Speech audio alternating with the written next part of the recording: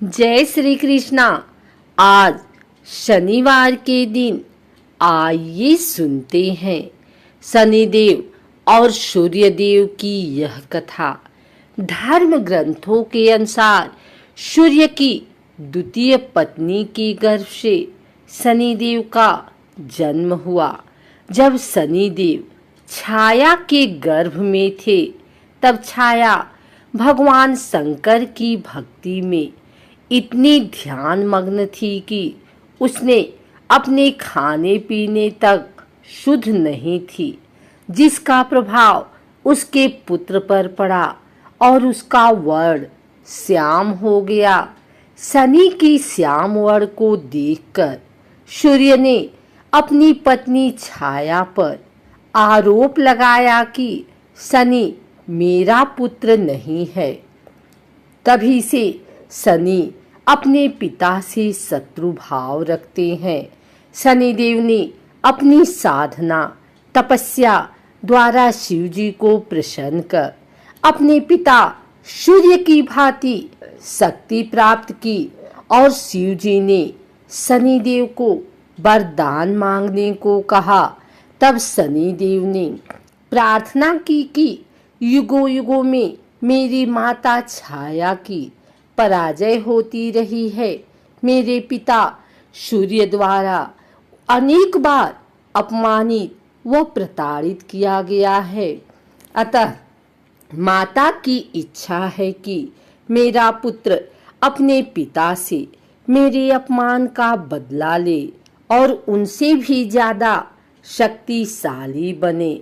तब भगवान शंकर ने वरदान देते हुए कहा कि 9 ग्रहों में तुम्हारा सर्वश्रेष्ठ स्थान होगा। मानव तो क्या, देवता भी तुम्हारे नाम से भयभीत रहेंगे। शनि के संबंध में हमें पुराणों में अनेक आख्यान मिलते हैं। माता के छल के कारण पिता ने उन्हें श्राप दिया। पिता अर्थात सूर्य ने कहा, आप क्रूरतापूर्ण दृष्टि देखने वाले मंदगामी ग्रह हो जाएं।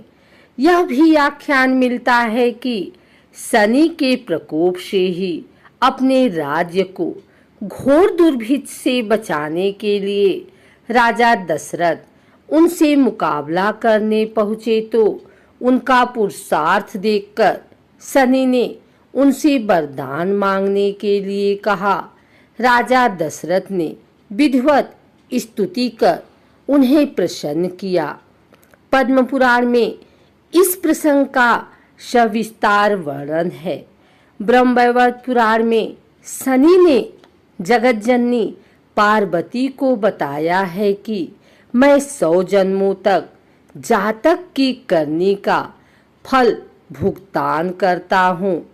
एक बार जब विष्णु प्रिया लक्ष्मी ने शनि से पूछा कि तुम क्यों जातकों को धन हानि करते हो, क्यों सभी तुम्हारे प्रभाव से प्रताड़ित रहते हैं, तो शनि महाराज ने उत्तर दिया, मातेश्वरी, उसमें मेरा कोई दोष नहीं है।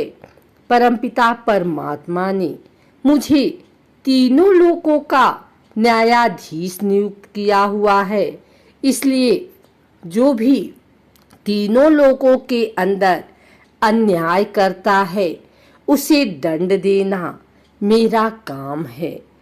एक आख्यान और मिलता है कि किस प्रकार से ऋषि अगस्त्य ने जब शनि देव से प्रार्थना की थी तो उन्होंने राक्षसों से उनको मुक्ति दिलवाई थी।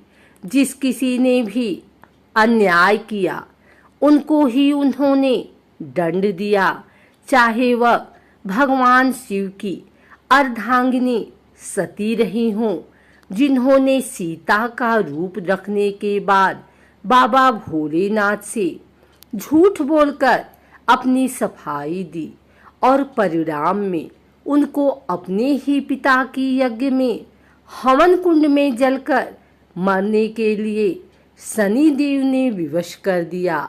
अथवा राजा हरिश्चंद्र रहे हों, जिनके दान देने के अभिमान के कारण सप्तनिक बाजार में बिकना पड़ा और शमशान की रखवाली तक करनी पड़ी। या राजा नल और दमयंती को ही ले लीजिए, जिनके तुच्छ पापों की सजा के लिए उन्हें दर दर का होकर भटकना पड़ा और भुनी हुई मछलियां तक पानी में तैरकर भाग गई। फिर साधारण मनुष्य के द्वारा जो भी मनसा वाचा कर्मणा पाप कर दिया जाता है, वह चाहे जाने में किया जाए या अनजाने में, उसे भुगतना तो पड़ेगा ही। एक और कथा के अनुसार रामायण काल में एक समय शनि को अपने बल और पराक्रम पर घमंड हो गया था। उस काल में हनुमान जी के बल और पराक्रम की कीर्ति चारों दिशाओं में फैली हुई थी। जब शनि को हनुमान जी के संबंध में जानकारी प्राप्त हुई तो शनि बजरंग बली से युद्ध करने के लिए निकल पड़े। एक शांत स्थान पर हनुमान जी अपने स्वामी श्री राम की भक्ति में लीन बैठे थे। तभी वहां शनि देव आ गए और उन्होंने बजरंग बली को युद्ध के लिए ललकारा।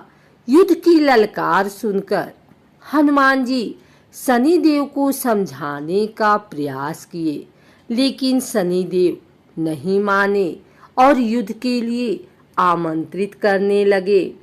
अंत में हनुमान जी भी युद्ध के लिए तैयार हो गए। दोनों के बीच घमासान युद्ध हुआ।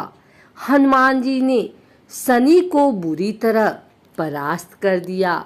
युद्ध में हनुमान जी द्वारा किए गए प्रहारों से शनि देव के पूरे शरीर में भयंकर पीड़ा हो रही थी। इस पीड़ा को दूर करने के लिए हनुमान जी ने शनि देव को तेल दिया। इस तेल को लगाते ही शनि देव की समस्त पीड़ा दूर हो गई। तभी से शनि देव को तेल अर्पित करने की परंपरा है। उनके जीवन की समस्त परेशानियां दूर हो जाती है और धन अभाव खत्म हो जाता है। जबकि एक अन्य कथा के अनुसार जब भगवान की सेना ने सागर सेतु बांध लिया, तब राक्षस इसे हानि न पहुंचा सके, उसके लिए पवन सुत हनुमान को उसकी देखभाल की जिम्मेदारी सौंपी गई। जब हनुमान जी शाम के समय अपने इष्ट देव राम के ध्यान में मग्न थे, तभी सूर्यपुत्र शनि ने अपना काला कुरूप चेहरा बनाकर क्रोधपूर्ण कहा, हे बानर, मैं देवताओं में शक्तिशाली शनि हूँ। सुना है तुम बहुत बलशाली हो। आंखें खोलो और मेरे साथ युद्ध करो। मैं तुमसे युद्ध करना चाहता हूँ। इस पर हनुमान ने विनम्रता पूर्वक कहा, इस समय मैं अपने प्रभु को याद कर रहा हूँ। आप मेरी पूजा में विघ्न मत डालिए। आप मेरे आदरणीय हैं।